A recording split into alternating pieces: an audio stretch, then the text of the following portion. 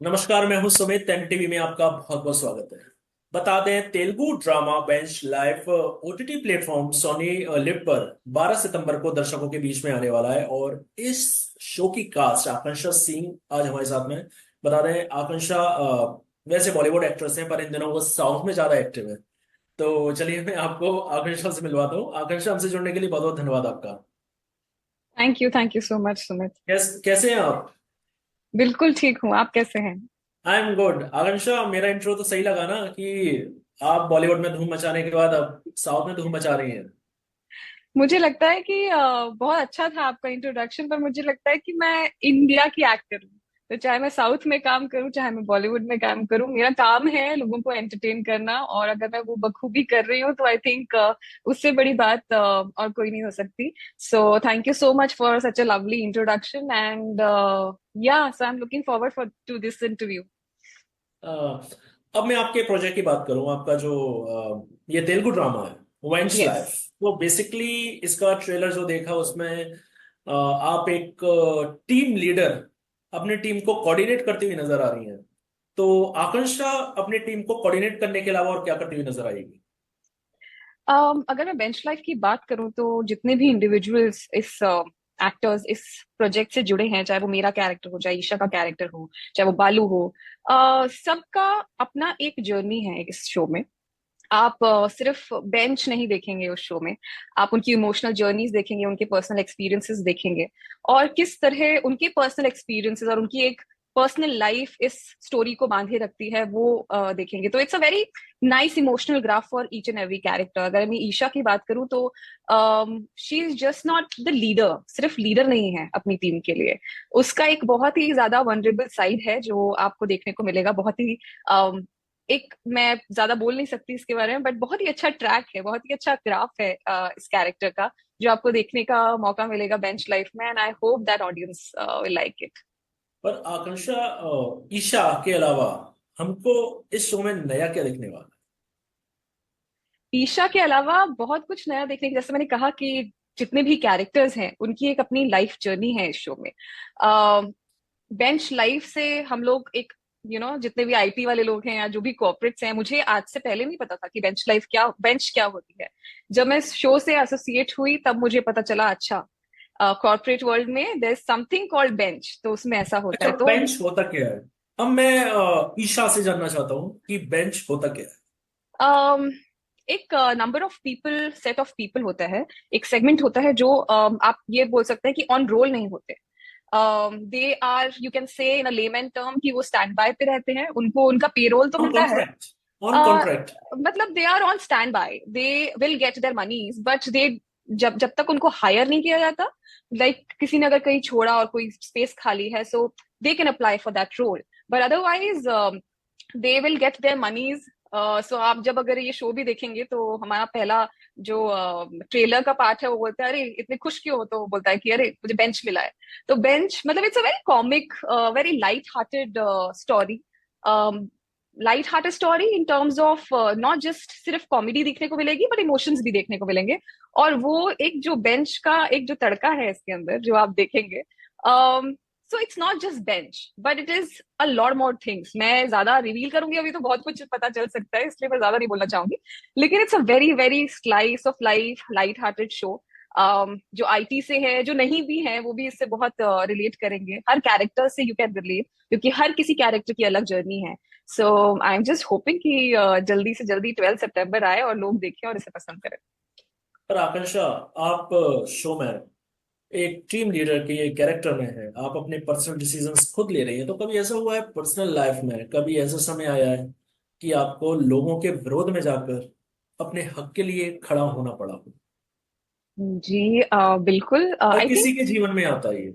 हर किसी के जीवन में आता है, ऑफ कोर्स।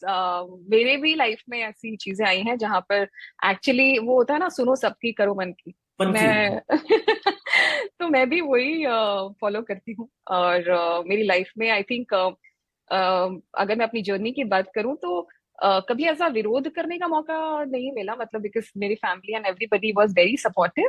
बट जब मैंने डिसाइड किया कि मुझे इस इंडस्ट्री में आना है तो मुझे यही करना था। I am also physiotherapist but I knew that मुझे ओ, कहाँ जाना है। सो या सो मेरे पास दो रास्ते थे, या तो मैं वो कंटिन्यू करूँ या ये इस रास्ते पे आऊँ। तो मेरा मन कहता था कि मैं मुझे यही करना है and this is what makes me happy. तो hence I just turn my ways towards acting profession and आज मैं आपके सामने हूँ। और आई थिंक इससे बढ़िया डिसीजन नहीं हो सकता अगर मैं तब ये सुनती या सोचती कि यार यार एक डिग्री है हाथ में एंड मुझे फिजियो ही कंटिन्यू करना चाहिए and I think I should leave this chance. तो शायद मैं आज यहाँ नहीं होती और इतने लोग मुझे नहीं पहचान रहे होते। हाँ ऑफ कोर्स मैं उसमें भी अच्छा कर रही होती, लेकिन जो आज मैं महसूस करती हूँ या जो आज मुझे अप्रिसिएशन इतना प्यार मिलता है और एक अपना हुनर दिखाने का एक प्लेटफॉर्म मिलता है वो शायद नहीं मिल पाता। सो आकांक्षा, ऐसे। मैंने मैंने एक चीज मैं बोलना चाहूंगा, ऑब्जर्व किया कि कहीं ना कहीं आपकी एक एजुकेशन होती है, एक हम्म। क्वालिफिकेशन, कहीं ना कहीं आप जिस प्रोफेशन में चले जाओ वहां काम जरूर आएगी। बिल्कुल बिल्कुल आती है and I feel and I am very grateful कि मैंने अपनी पढ़ाई पूरी की है, क्योंकि हमारा जो एक्टिंग प्रोफेशन है इट इज वेरी अनसर्टेन। दो आई या बिल्कुल। हमेशा मैं ये फील करती हूँ कि बस मैं यही सोचती हूँ, मेरा मेरा पर्सनल मानना ये है कि मैं यही करना चाहती हूँ, but you it's very uncertain, you never know. तो अगर आपके पास एक डिग्री है तो आपके पास एक हमेशा प्लान बी आपके पास रेडी है कि आप ये हम्म। नहीं सोचेंगे कि अरे यार ये नहीं हुआ तो अब मैं क्या करूँ। सो आई थिंक हम्म। उसके लिए आई एम वेरी ग्रेटफुल कि मैंने अपनी स्टडीज पूरी की और मैंने उसी डायरेक्शन में स्टडीज पूरी की जिसमें मुझे इंटरेस्ट था। तो ऐसा नहीं है हम्म। कि फिजियो मैंने कर लिया मुझे इंटरेस्ट नहीं था या मैंने फोर्सफुली स्टडी की। मुझे हम्म। इंटरेस्ट था, मैंने अपनी पढ़ाई पूरी करी। और ये तो एक पहलू था, ऐसे बहुत सारे इंसिडेंट है जहाँ पे मैं सोचती हूँ कि जहाँ आप शायद बैक स्टेप ले लेते हैं एक सोच के कि यार शायद ये सब लोग कह रहे हैं कि ये नहीं करना चाहिए, बट मेरा दिल कहता है कि मुझे करना चाहिए। तो ऐसे तो बहुत सारे डिसीजंस होते हैं लाइफ में आप लेते हैं एंड आई थिंक बहुत जरूरी होता है अपने हेड क्लियर रखना कि आपको क्या चाहिए लाइफ से।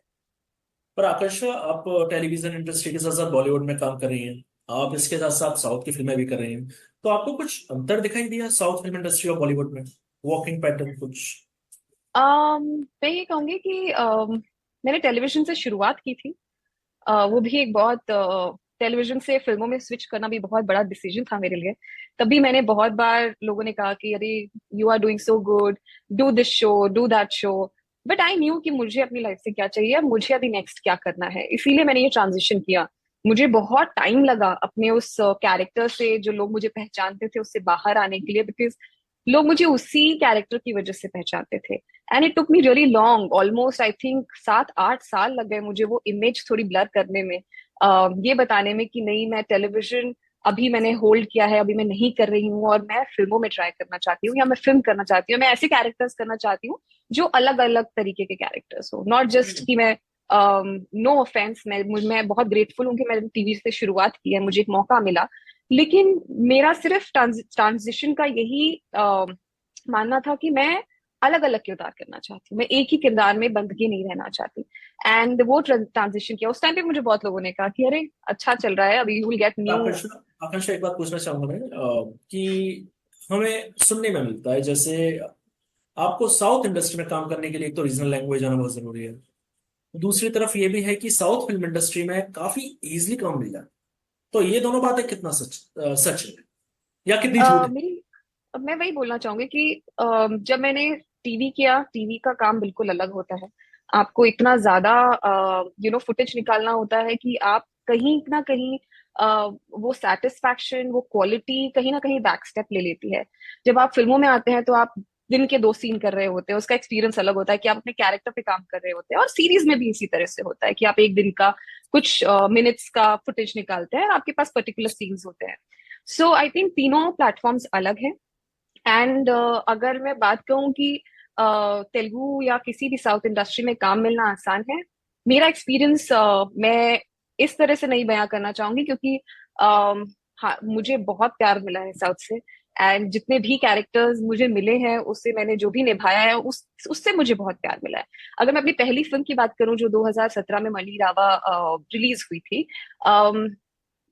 इट्स जब मुझे पहला कॉल आया था उसका तो मुझे साउथ की नॉलेज थी बट रीजनल की इतनी नॉलेज नहीं थी, बिकॉज हम बॉलीवुड फिल्म्स देखते थे, अगर साउथ की फिल्म डब हो रही है तो कुछ हल्की फुल्की फिल्म्स देखी थी, लैंग्वेज के बारे में नहीं पता था। तो जब मुझे I still remember one manager called me for that and she said that हमने आपकी पिक्चर देखी थी एंड मुझे लगता है कि आप बहुत सिमिलर हो उस कैरेक्टर के।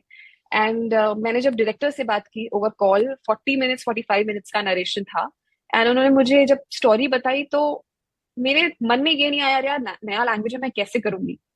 एक बार भी नहीं ये थॉट आया। मुझे स्टोरी बहुत अच्छी लगी, उन्होंने मुझे कुछ क्लिप्स भेजे थे, रेफरेंस क्लिप की इस तरह का मूड है फिल्म का। एंड जो मैंने सुना तो मैंने कहा मुझे, हालांकि कोई नॉलेज नहीं है, कोई नहीं है साउथ फिल्म इंडस्ट्री से फैमिली में, या मैं किसी को नहीं जानती, नो फ्रेंड्स नथिंग, बट थोड़ा एप्रीहेंशन था कि करना चाहिए नहीं करना चाहिए, but then I said that no, this could be a new beginning of something. And ऐसे मुझे वो कैरेक्टर मिला, और जब मैंने फिल्म की तो it is one of the critically acclaimed films, and उससे मुझे पहचान मिली। तो वो आज भी मेरे दिल के बहुत क्लोज है। और जब आपको रास्ता मिलना होता है ना, तो वो किसी भी तरह से मिल जाता है। I think you are make, मैं हमेशा ये चीज मानती हूँ कि you are just one call away. अगर आपके लिए कोई चीज लिखी है तो वो कोई सा भी कॉल कहीं से भी आ सकता है, and you will be surprise कि अरे ये अचानक से कैसे। So everything is written and I feel that ये लिखा था कि मैं रीजनल फिल्म्स में आऊं और मैं काम करूं, और सो ये हो रहा है। आकांक्षा, हमसे जुड़ने के लिए बहुत बहुत धन्यवाद, तमाम जानकारी के लिए थैंक यू। बहुत बहुत शुक्रिया। Thank you. Thank you so much Sumit. ये थी हमारे साथ एक्ट्रेस आकांक्षा सिंह, जिन्होंने अपने आने वाले तेलुगु ड्रामा वंश लाइफ के बारे में हमसे खुलकर बात की। आज के लिए बस इतना ही, नमस्कार।